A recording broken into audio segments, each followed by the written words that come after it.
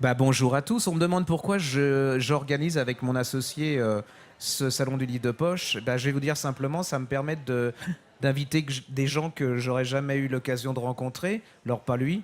Non, tu ne Mais commences pas à parler comme ça. non, mais ça non, c'est pas le mien. Et c'est de rencontrer un moment de mon histoire, un moment de l'histoire, un moment parce que écoutez, le château des Oliviers, les Demoiselles d'Avignon. Qui n'a pas vécu ça? Qui n'a pas de souvenirs?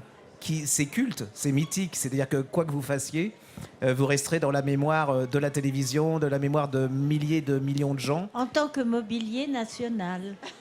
Et bien Alors, renvoyé, attendez, bien renvoyé, Frédéric. Le mobilier national, moi je veux bien être meublé en mobilier national, voyez-vous. Donc, non, pour moi vous êtes quelque chose de sensible, des émotions. Vous êtes la télévision comme on n'en fait plus, c'est-à-dire une télévision de qualité, plein de sensibilité pour tout le public, mais qui ne les prend pas pour des imbéciles, avec beaucoup de tendresse, d'amour, d'humour. Donc, voilà, je me suis fait plaisir. Et vas-y. Non, d'abord, à côté de Frédéric Hébrard, Catherine Veil, qui est aussi sa fille, mais d'abord un écrivain, mais aussi sa fille et la fille, évidemment, et la sœur de François Veil, puisque c'est avec eux. Moi, je ne savais pas que c'était aussi également avec le frère que le roman avait été écrit. Et puis David Lelailo, qui vient d'être primé pour Sur l'épaule de la nuit. D'ailleurs, je vais commencer avec une question pour toi, David. Frédéric Hébrard, parce que moi, je lisais pas petite du tout, ce qui consternait toute ma famille. Mais ce que je lisais, c'était Frédéric Hébrard, parce que ça me faisait voyager, rêver, c'était extraordinaire. Toi, ça représente quoi pour toi, Frédéric Hébrard, ces romans? Attention, hein. Ouais. Alors moi, Frédéric, je ne vais pas dire que je l'ai beaucoup lu. Je l'ai lu dernièrement. Non, il vous a beaucoup aimé, mais pas lu. Mais par contre, je l'ai lu dernièrement parce que j'ai fait un papier sur le dernier. Oui. Mais par contre, j'ai beaucoup vu les séries, les téléfilms adaptés de ces romans. Moi, je suis un enfant de la télé. Hein. J'ai regardé énormément la télévision. Donc, c'est comme ça que je connais Frédéric Hébrard. Et je connais aussi beaucoup, très bien, son mari, Louis Vell, qui m'a fait rêver dans plein de séries télévisées aussi. Alors, Catherine, donc, je disais, vous êtes un Bonjour. écrivain à part entière, hein. Mais là, vous avez participé avec votre mère et votre frère à la suite du château des Oliviers. Ça se passe comment, l'écriture en famille? D'abord, c'était très drôle parce que notre éditeur chez Flammarion a dit, voilà, on veut reprendre le livre, c'est une saga familiale. On a remarqué que dans la famille, vous étiez plusieurs auteurs. Est-ce que vous vous entendez bien? Est-ce que vous accepteriez de travailler ensemble? J'ai dit, écoute, je te donne le téléphone de maman, si elle est d'accord. J'ai très peur, mais je veux bien.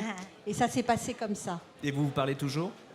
Oui, on rigole beaucoup, on travaille beaucoup. Elle est plus facile dans l'écriture que dans la cuisine. Parce que si on fait une salade Non, Catherine, composée, taisez-vous, c'est intéressant ce qu'elle raconte. elle me dit mais tu mets ce vinaigre-là? Oh non, ça ne se fait plus. Oh. C'est Tandis bien que moi, ça. dans l'écriture, ça a été vraiment charmant.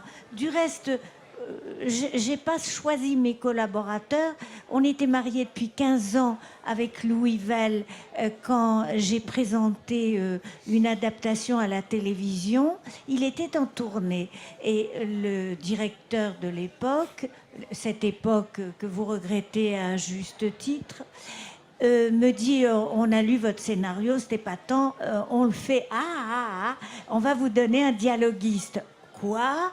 Mais je suis capable de faire mes dialogues moi-même, j'en veux pas d'un dialoguiste, mais attendez que je vous dise son nom.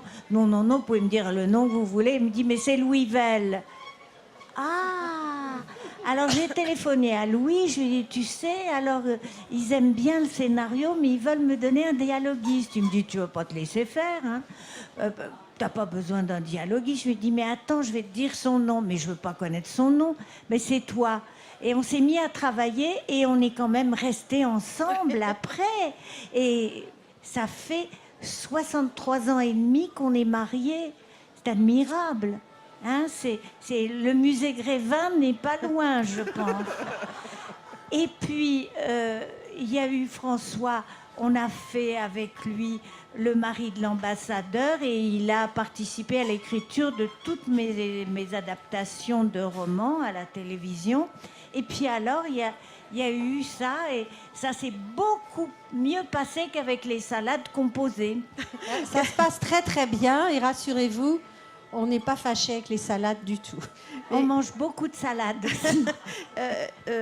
Catherine, quand on écrit comme ça, qu'on est auteur et qu'on écrit, qu'on partage l'écriture avec sa mère, on renie un peu de soi ou on s'enrichit ensemble?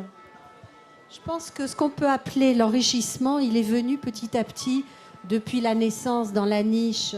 On est une famille où il faut faire sa place à table. On revient toujours à des propos de table.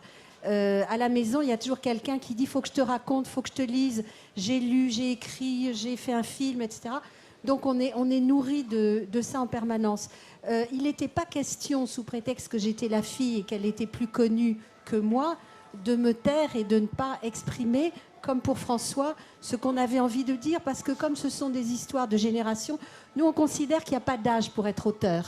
Par contre, il y a des sensibilités particulières, et comme c'est une famille de respect et de liberté, ça s'est très bien passé.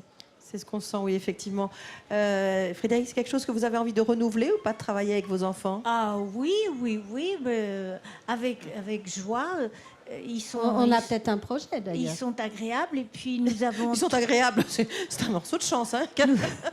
Nous avons 3 producteurs qui nous demandent de faire un projet qu'on va soumettre aux chaînes. C'est amusant de voir leur réaction, parce que quand on voit les réactions des gens qui arrivent et qui nous disent « Faites-nous encore un de ces beaux feuilletons qu'on avait tellement plaisir à voir parce qu'on a besoin de bonheur ». Je crois que c'est lié à l'absence de vitamine D aussi.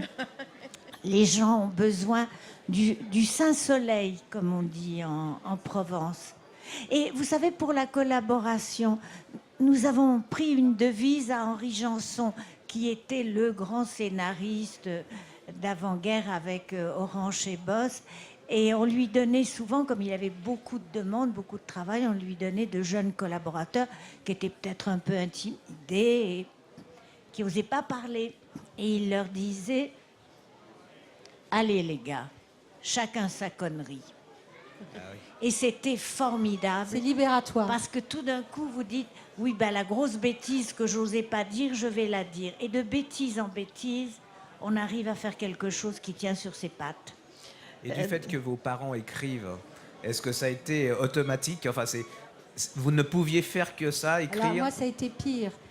Quand j'étais toute jeune fille, je voulais être comédienne, mais comme maman m'avait raconté avec force détail la force de sa vocation, c'est-à-dire que mes grands-parents dans les musées ne voulaient pas entendre parler de ça, et maman disait je serai comédienne, non, oui, non, et elle finissait par se jeter en arrière et à s'évanouir. Moi, je ne me voyais pas vivre ma vocation d'ingénue comme ça, donc j'ai dit que je voulais être script girl, metteur en scène, etc. Et puis j'ai lâché le morceau et j'ai été pendant une dizaine d'années comédienne. Après, j'ai voulu écrire et je me suis dit mais c'est une catastrophe. Les gens vont dire mais cette pauvre fille, vraiment, ils n'ont pas de chance. Elle n'a aucune personnalité. Elle fait tout rien qu'à imiter ses parents. Elle veut être comédienne comme eux, elle veut écrire comme eux. Donc c'était pas pour les imiter, j'avais peur de me lancer. On ne se fait pas forcément confiance. J'avais un grand-père de l'Académie française, enfin ça, c'était formidable et ça pesait. Et puis tout d'un coup, je me suis lancée. Et puis ça s'est bien passé. J'ai eu 2 romans chez Flammarion, un chez Anne Carrière, un nouveau maintenant chez Flammarion. Et puis, en dehors de l'adaptation qu'on nous demande pour le Château des Oliviers, 2e époque, eh ben, je vais travailler à mon 5e et je retourne dans les Cévennes. Voilà. Merci. David, toi, tu écris des romans très intimistes. C'est quelque chose que tu aurais pu envisager, de travailler avec quelqu'un, d'écrire avec quelqu'un ou pas? Non, c'est assez difficile pour moi. Là, en ce moment, je travaille justement à l'adaptation pour le théâtre de mon dernier roman. Et il y a une personne qui m'aide. Qui concerne Dalida, l'histoire de Dalida. Oui, mais c'est du coup pour la version théâtrale, oui. Ça sera totalement différent. C'est-à-dire que le personnage de Dalida sera remplacé par une star, une diva. Une diva, voilà.